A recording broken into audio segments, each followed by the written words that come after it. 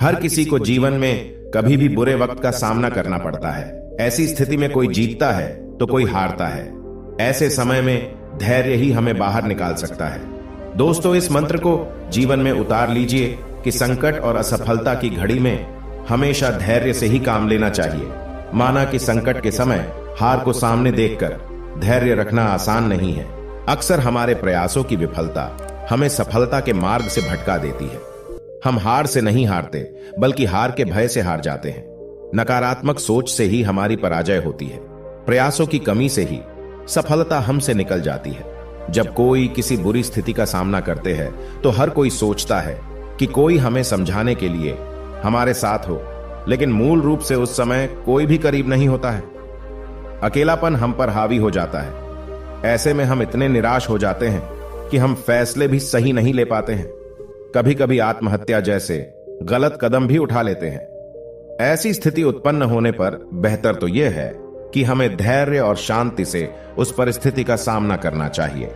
हमें परिस्थिति के गुण और दोष के आधार पर निर्णय लेना चाहिए, न कि घबराकर कोई कदम उठाना चाहिए जिससे कि हमारे पक्ष में होने वाली बात का भी विपरीत असर हो जाए।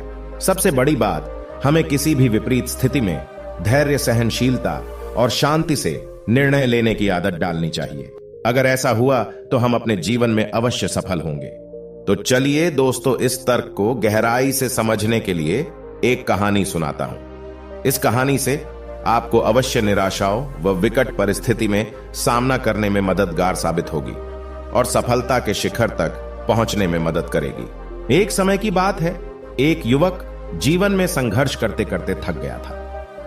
परिवार में आर्थिक तंगी के कारण वह यहां वहां काम की तलाश में घूमता फिरता रहता था, लेकिन उसे पैसा कमाने के लिए कोई काम नहीं मिल रहा था। इसलिए वह निराश हो गया और आत्महत्या करने का फैसला किया।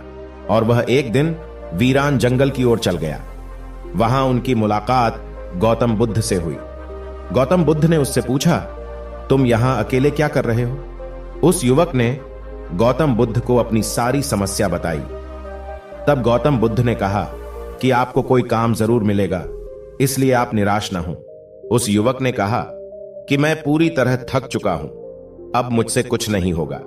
बुद्ध ने उससे कहा कि मैं तुम्हें एक कहानी सुनाता हूं, आपकी निराशा अवश्य दूर होगी।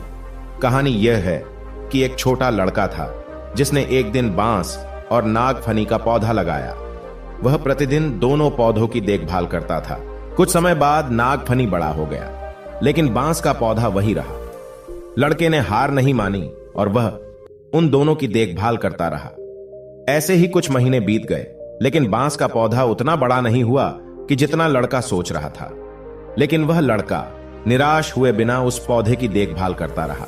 कुछ समय के बाद बांस का पौधा बड़ा हो गया और कुछ ही दिनों में बांस का पौधा नागफनी से भी बड़ा हो गया। बांस का पौधा पहले अपनी जड़ें मजबूत कर रहा था, इसलिए इसे बढ़ने में थोड़ा समय लगा।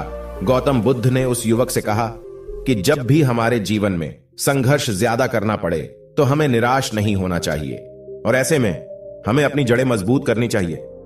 एक बार जब आपकी जड़ें मजबूत हो जाएगी तो आप अपने लक्ष्य की ओर तेजी से आगे बढ़ेंगे। तब तक हमें धैर्य रखना चाहिए। युवक बुद्ध की बातों को समझ गया और आत्महत्या करने का विचार छोड़कर घर लौट आया। मॉरल ऑफ द स्टोरी, दोस्तों, बुरे समय में अपनी नींव को मजबूत करें। अगर हम अपनी नींव मजबूत बना लेते हैं तो कैसा भी संकट क्यों ना हो, कितना भी बुरा समय क्यों ना हो, हम उसका सामना जरूर करेंगे और उसमें सफल भी होंगे। यदि आप हर चीज का समाधान ढूंढते हैं तो अपने अंदर जोश जगाए, होश बढ़ाए, आसमान को छू ले और नई सफलताओं के सपने को इन आंखों में भर ले। अपने मन को कभी निराश न करे, बस अपने लक्ष्य की प्राप्ति के लिए निरंतर प्रयासों में जुटे रहे। एक दिन कामयाबी आपके कदमों में होगी। सुनते रहिए। धन्यवाद।